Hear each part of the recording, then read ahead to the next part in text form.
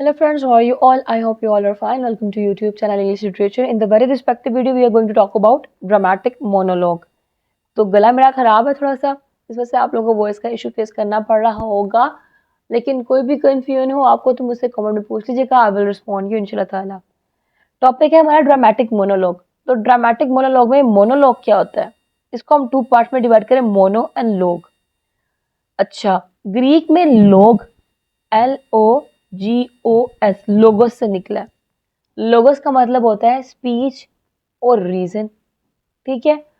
यानी कोई भी डायलॉग, कोई भी डिस्कोर्स, कोई भी स्पीच, उसको डिनोट करने के लिए हम लोग लोगस का वर्ड यूज किया करते थे, और अब लोग का वर्ड यूज कर रहे हैं यहाँ पे। और मोनो का मतलब क्या होता है, सिंगल, ठीक है। मोनो एक, डाई दो, ट्राई तीन, टेट्रा चार, ठीक है, इस तरह से।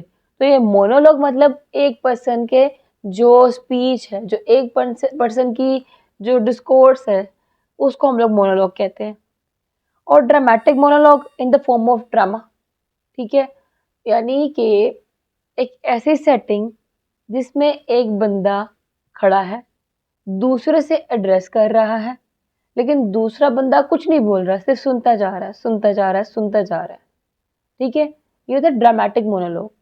यानी फॉर एग्जांपल मैं हूँ, मेरे सामने कोई और पर्सन खड़ा है, मैं पर्सन बी से जो है एड्रेस कर रही हूँ, उसको बातें बताई जा रही हूँ, उसको अपने दुख सुना रही हूँ, अपनी कहानियां सुना रही हूँ। वो पर्सन चुप करके सुन रहा है, कुछ नहीं बोल रहा, वो कहते हैं ड्रामेटिक मोनोलॉग। ऐसे ही राइटर का रीडर से एड्रेस करना है, वो रीडर को बताई जा रहा है, रीडर खामोश करके सुनी जा रहा है, तो ये ड्रामेटिक मोनोलॉग। रॉबर्ट ब्राउनिंग की पोएम्स बहुत फेमस है, विक्टोरियन पोइट है वो, हमारे सिलेबस में भी इंक्लूड है, बहुत फेमस है उसके ड्रामेटिक मोनोलॉग की फॉर्म में। फराह लिप्पो लिप्पी, जिसमें वो अपनी सारी कहानी बताता है कि तुम मेरी बात सुनो, ऐसा हुआ था, वैसा हुआ था, मैंने एक पेंटिंग बनाई थी, एक मैंने स्केच बनाया था, तो ये हो गया, तो वो हो गया, मतलब अपनी कहानियां सुना रहा होता है, ठीक है। तो dramatic monologue a kind of lyric poem in which a single speaker expresses his thoughts and feelings to a silent listener. इसकी कॉमन फीचर क्या है, single speaker speaks throughout the poem on some issues, specific issues, एक point ये हो गया। दूसरा क्या है, speaker speaks to someone who remain silent throughout the poem, listener's presence is revealed through the speaker's comment, के जो वहां पे करेक्टर है लिसनर, वो थ्रू आउट पोएम में चुप ही रहता है, उसकी प्रेजेंस जो है वो स्पीकर के कमेंट से पता लगती है। फिर कंसंट्रेट्स करता है स्पीकर के ऊपर, रिवील करता है उसके कैरेक्टर के ऊपर, उसके माइंडसेट के ऊपर।